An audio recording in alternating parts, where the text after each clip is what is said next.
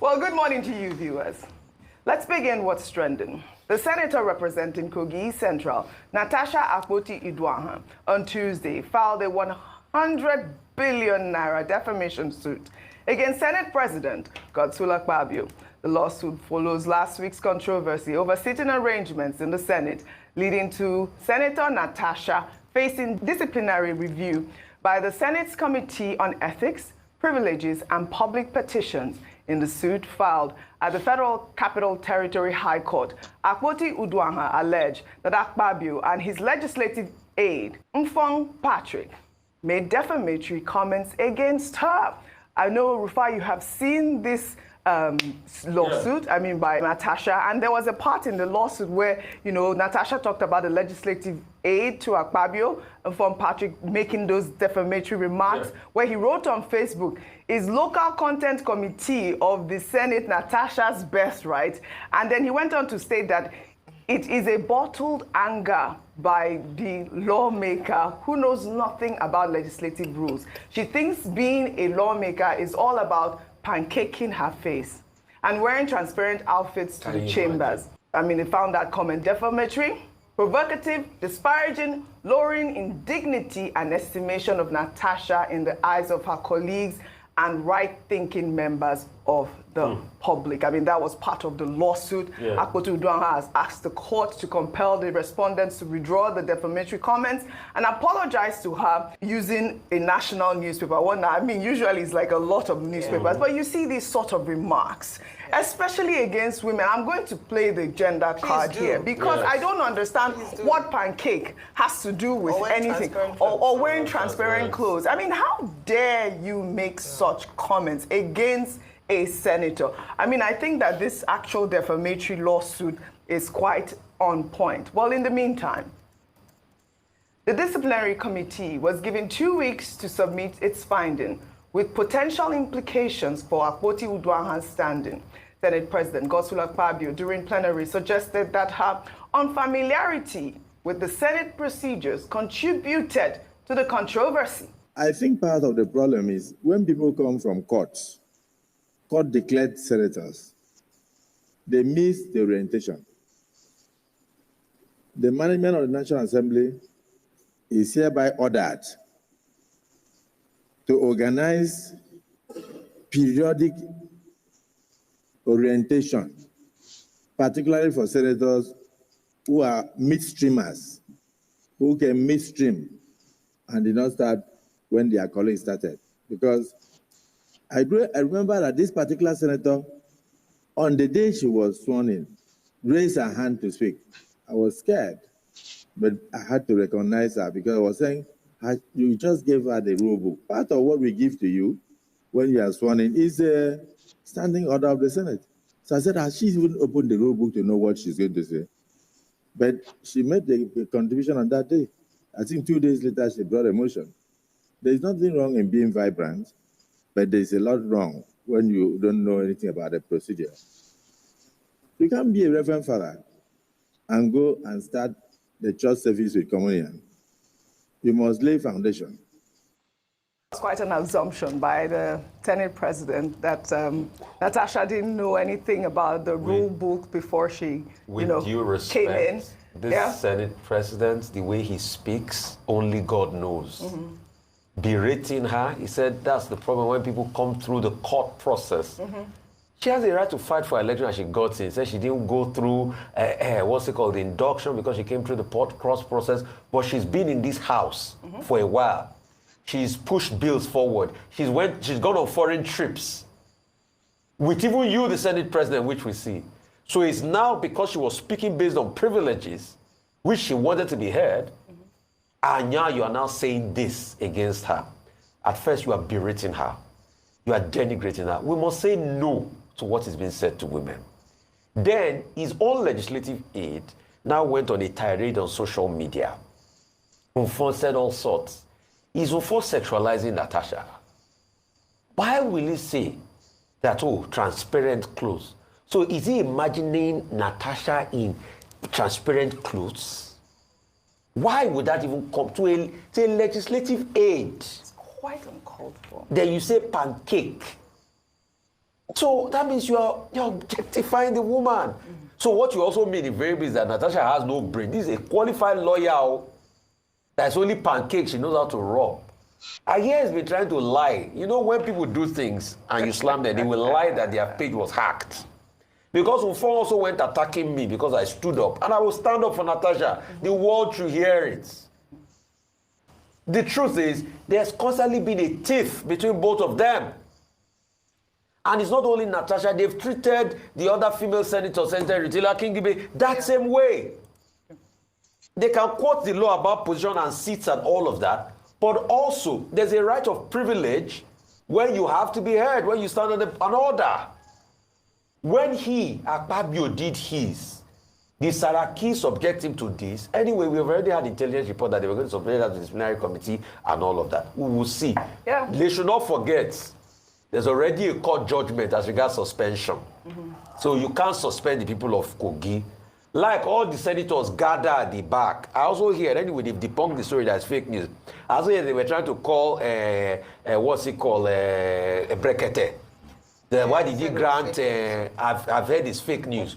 But see, like all your senators gang up against Natasha, we'll keep saying it here. Right. Because when you did your own, even yours was even worse than this. Yeah. Nobody was high-handed. Right. Learn to respect women. Enough of all of this. Well, even in the statement, he even still showed. So because Natasha came through a court process, which he fought for a case, so she was not familiar with. So does it mean she's not familiar? And she's been in the Senate for how many months now? Well, so we should stop all of this. We know what's going on.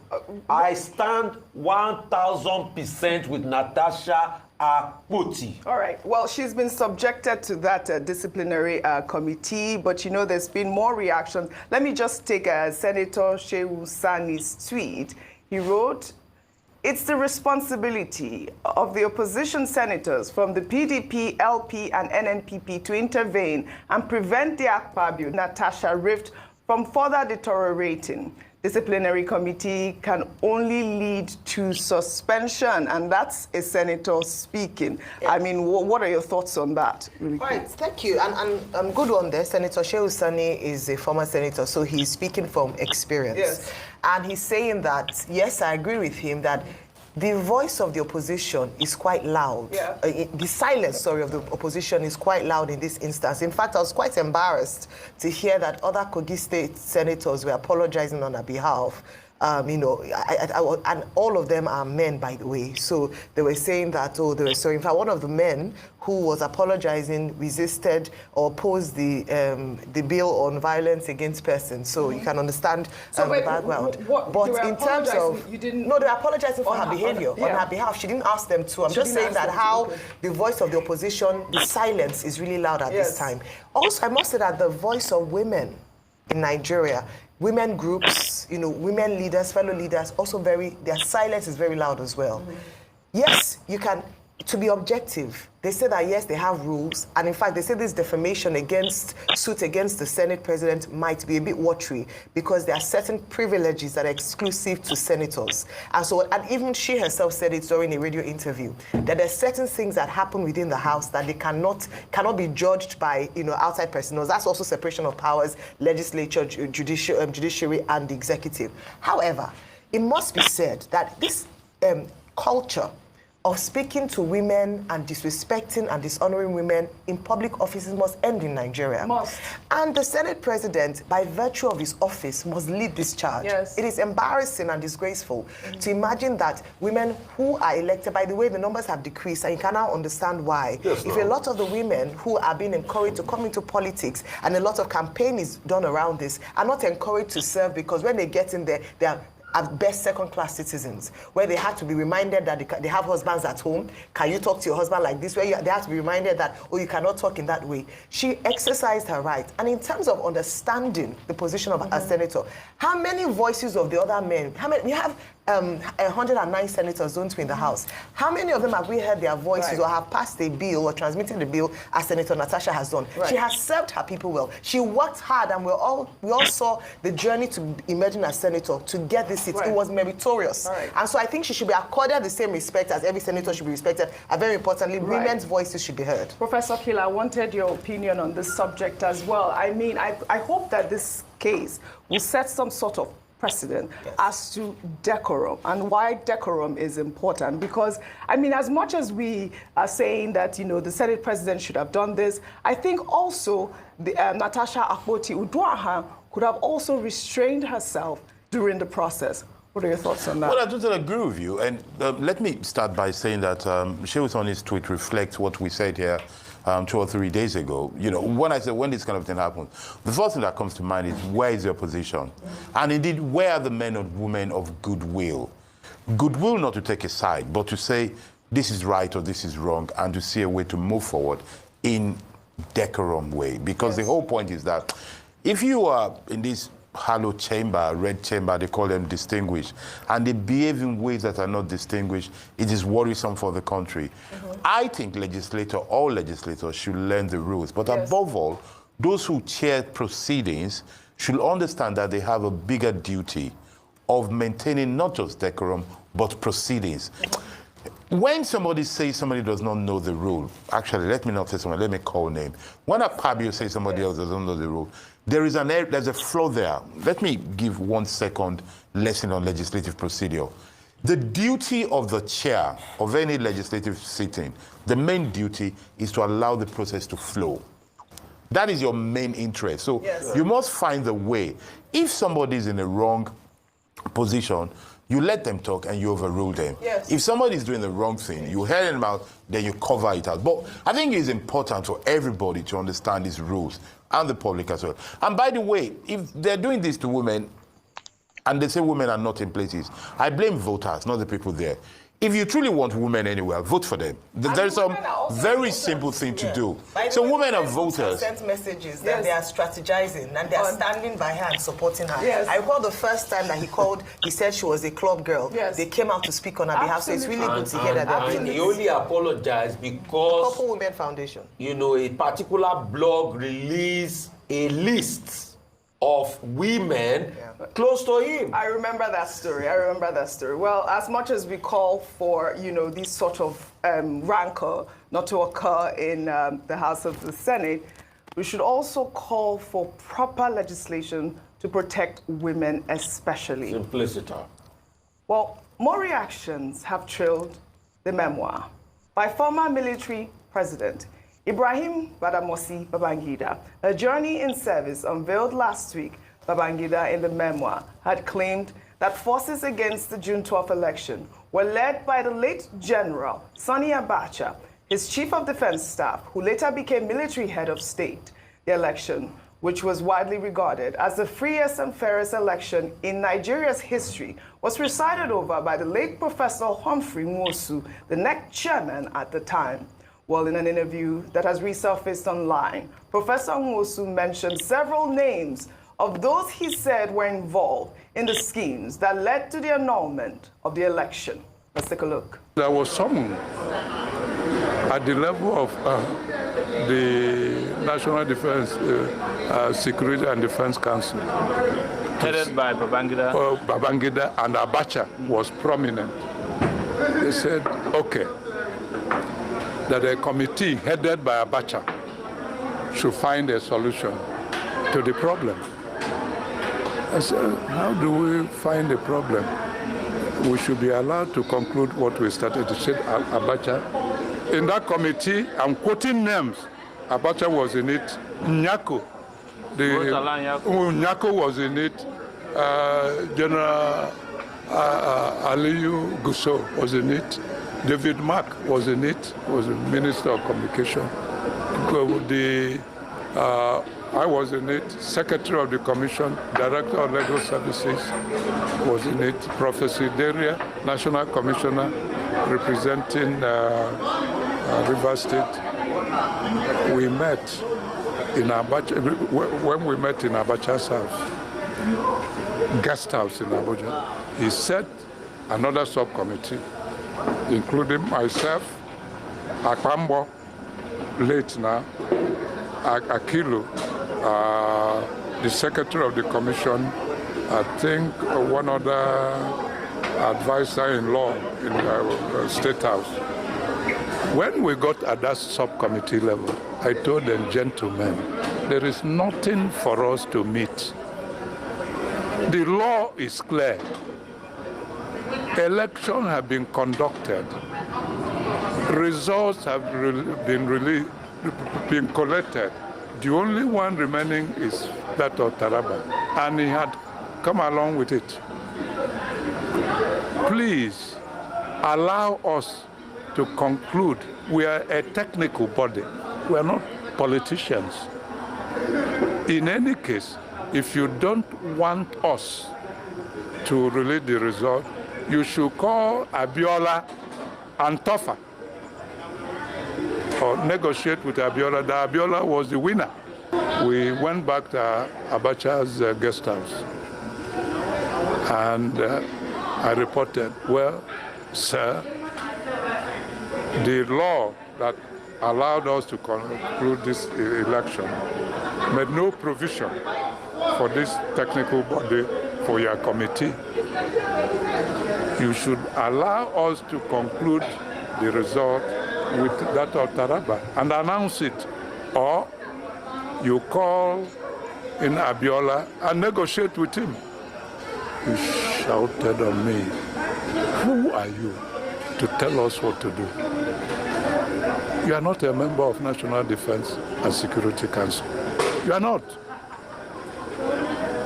The council and the court decided you should not conduct the election. You went ahead and conducted the election, that it was illegal. You will recall, throughout Abacha's regime, his Minister for Information regarded our election as illegal. Go to Aso Rock, where all of us will now take a decision. When we got there, Babangida said, NEC, National Electoral Commission, what is your position on this election? I said, sir, allow us just 2 minutes so that it will not be Humphrey Nwosu's decision. It will be that of National Electoral Commission. Sir, this is the decision of the commission. Allow us to conclude this election and announce the result. And that we will challenge that letter, court decision, which Commissioner of Police served on me, that we should stop announcing it. So he said, okay, you people are on your own. Babangida said that. This the decision of their. All right. This interview was conducted by Omoyele Sowore about 10 years ago, I believe. Yeah. I mean, and then we have the memoir. Absolutely, in this voice, in this recording, you could hear Professor Humphrey Nwosu corroborating what IBB had said, that the person who led that whole annulment was General Sani Abacha. So there are a couple of other, and Professor Humphrey Nwosu passed recently, is one of the heroes in this country to celebrate. Unsung hero. One other person, because he mentioned Akpango is late today. One other person that can fill up this tedious link is our dear own Onukairabo. Yes. Because he also played a prominent role as regards that declaration that was given and that was read out, that unsigned document that called for the annulment. A lot of Germanese personnel are no longer around. The likes of them, Otto, Zeribia, and Better Nigerian Group and all of that. So we also need to hear from Ndukaira. But I think we had spoken about these things before, but you know, at his own time he's going to. Yeah. But yes, so I think the conversation now is the conundrum between IBB and Abacha. You can see Abacha's kids coming up to say that, yeah, no, you've always looked up to him, his envy and all of that. But those also forgets there was a lot of power tussle in the military right up to that time. It was also part of the power tussle that made the transition, you know, the date line for transition change a couple of times, that earned Babangida the name, the moniker, Maradona.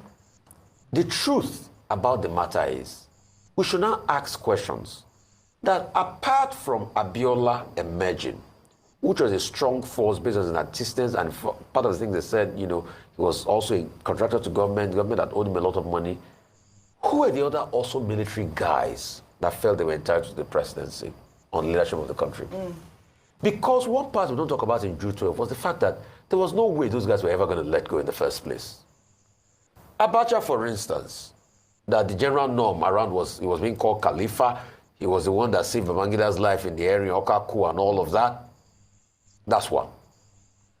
Other people that were around that place that felt, oh, this could also go our way, that were eyeing this same leadership of Nigeria. Then a stronger candidate emerging like MK Abiola. The also other question is, if a TOFA had emerged, would they have given to a TOFA? So we should also look at the fact that the case of June 12 was another power play among the military apparatchik themselves. The question is, could Babangida have done better to protect? Today, like they say, hindsight is always 20/20, whatever we say. But he has put his own side out there. But most importantly, I think those we don't talk about enough were the unsung heroes that were killed in this June 12 saga. People that were killed in Lagos and killed in other parts of the country, the journalist Kauto, you know, and the real activists, not the cash activists. I can't speak for the NLC's position in June 12. I can only speak for the likes of the Franco Coris of this world. And I say it, I'm throwing ammunition and weapon today. Because there were a lot of activists and activists. Right. I can't boldly hit my chest for the role of the NLC. I could only speak for people like Franco Kori of blessed memory. All right. Well, we've called on Ndukara, but he's actually alive. So hopefully, you know, we'll hear from him soon. It's not just on this table that we've called for him. Well, if I come to you, Senior Advocate of Nigeria, Femi Falana, has stated that the late MKO Abiola was already recognized by Nigerians as the elected president since 1993. Falana made the comment during a television interview on Tuesday. He noted that Babangida's admission merely confirms what Nigerians have believed about June 12. Since 1993, he has been recognized by the people of Nigeria as an elected president. They are just these guys, you know, who try to set the hands of the club back are just recognizing that now. And the last one is about this, they want to set up a library. No former military head of state has ever set up a library. What do you want to read there? You can only have a library set up by an elected president. You understand me? So I hope they will, you know, title it well. It should be military, a former military president, whatever, library. It shouldn't just be a presidential library because you confuse people. Always so animated. It will confuse people, absolutely. And he's not the only one talking about that. I mean, this was the call. I mean, the conversation was around whether or not MK Abiola should be seen as the president of, former president of Nigeria or not. Recognized. So between IBB and MK Abiola, the legitimate president who was elected by the Nigerian people is actually MK Abiola. And so I agree with that train of thought. I've been quite uncomfortable with the self-styled giving him his title of president, because at the end of the day, it's whitewashing it. He didn't come in as an elected president. He assigned himself as a president. He was a military dictator, and that's what it is. Now, with regards to recognizing MK Abiola as president, I think the Buhari administration tried to do something like that by recognizing Abiola as one. And people have said that more than anyone else, President Tinubu should even push this further, being at the forefront of fighting for democracy, especially post-June 12 elections, the 1993 elections. So it might be something that he might now want to consider with regards to giving him the full accolades and actually the compensation that is required. He's not here, unfortunately, to enjoy this confession. It is too late in some instances, but it's good for his history of Nigeria so that we can rewrite and set history right. Now, when it comes to Abacha, the truth is that from that statement, and I'm glad that you brought up that interview from Professor Nwosu, it was clear that Abacha was one, there might have been, an unwritten agreement that following his tenure, Abacha would take over. He was chief of defense staff, so naturally in that order, he would have come up next if there was a if he stepped aside. But there was also, from the stories that have been told, a willingness by IBB to transition to democratic rule. And I believe that despite his intentions, the people like Abacha and those other senior military officers you talked about would have refused for that because it was their own turn to now come into power. However, the final point I'll make on this is that if you read, and I'll refer to Dr. Bati's article, back-page article on Tuesday, at the end of the day, it's sad, but you might as well describe his actions as being cowardly. He sold Nigeria for one man's ambition. So whether or not he says, oh, it wasn't my fault, it was Abacha's fault, the truth is that you were the military president. At the end of the day, as we often say, the buck stops with you. You cannot come and be saying it was my chief of defense staff who was calling the shots. What kind of leader does that make you? A leader who was not actually in charge? So that's why I say many more questions have come from this week's responses, but I think it gives more clarity bringing this up. Well, no, just very briefly, I think I get the intention, but it's going to be a bit odd to call MKO president. President-elect, I think, is the best they can get. President-elect. In terms of technical things. Then he can be the people's president in the sense that, and it is very important to be recognized as people's president because what this shows is that while some people were in denial, the general public had agreed, had known the truth. So while some people are now coming here to discover hot water, most of us had moved on beyond that. We've always known he won the election, and some people concreted it. And I think it is good in the history of Nigeria to know two things. One, those who stood for the truth in time, at the junction, every time in life, in history, remember where people are. And the second thing is to recognize those who paid some prices for it. You don't have to die. There are some people who, because of the June 12 issue, delayed their life. I know people who got their PhD years later than they should have gotten it. I know people whose marriage went through. There's a lot of things about it, and I think it would be very wrong to trivialize it. It is very important to keep it as a strong part of our history. All right, well said, Professor Anthony Killer. Well said. Well, in the meantime, reactions have trailed the announcement of the new U.S. visa waiver program managed by the Department of Homeland Security in consultation with the Department of State, which allows citizens from designated countries to travel to the U.S. for up to 90 days without a visa for business or tourism purposes. The U.S. Department of State announced the update, which includes a revised list of 40 eligible countries, simplifying visa-free entry to the U.S. for business, tourism, and transit travel. I mean, I did see some reports online saying that Nigeria was exempt. I mean, were we ever there? Please, I just wanted to just read this story to debunk the news. Those African countries or whatever they called, we were never part of this visa waiver program. Well, in the meantime, in the United States, President Donald Trump has announced plans to introduce a new visa to attract wealthy foreigners to the United States, calling it a gold card. For $5 million investment, individuals can apply to become lawful permanent residents. We're going to be doing something else that's going to be very, very good. We're going to be selling a gold card. You have a green card. This is a gold card. We're going to be putting a price on that card of about $5 million, and that's going to give you green card privileges plus. It's going to be a route to citizenship, and wealthy people will be coming into our country by buying this card. They'll be wealthy, and they'll be successful, and they'll be spending a lot of money and paying a lot of taxes and employing a lot of people. And we think it's going to be extremely successful. Never been done before, anything like this, but it's something that we're going to be putting out over the next, would you say, 2 weeks out? And we'll be able to sell maybe 1 million of these cards, maybe more than that. And if you add up the numbers, they're pretty good. As an example, 1 million cards would be worth $5 trillion. $5 trillion. Wow. And if you sell 10 million of the cards, that's a total of $50 trillion. Well, we have 35 trillion in debt. That'd be nice. So we'll see. Rufai, you have $5 million. You have $5 million. $5 million. I mean, you were saying that the other program was easier, but it had some issues. But you know, Donald Trump is talking about making America great. Business. Talking He's business. $5 million. He said if we get about 1,000 people thereabouts, we'll be able to clear our deficit. He said it. So for him, it's his transactional. But